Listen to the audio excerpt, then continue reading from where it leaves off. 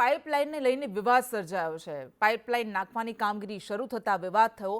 Pipeline નહીં નાખવા માટે ખેડૂતોએ વિરોધ કર્યો।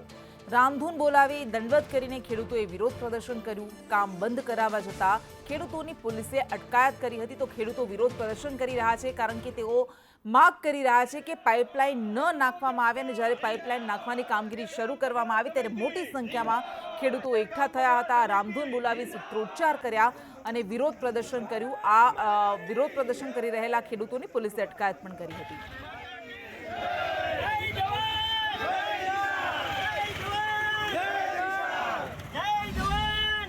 અમે 13 ગામના ખેડૂતો આજે પાઇપલાઇન અટકાવવા માટે અહીંયા ધારેશ્વરના પાટિયા પાસે બધા ખેડૂતો 13 ગામના ખેડૂતો મોટી સંખ્યામાં ભેગા થયા છીએ।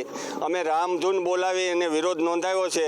દંડવત કરતાં અમે અટકાવવા જઈએ છીએ અને પોલીસ અમને રોકે છે।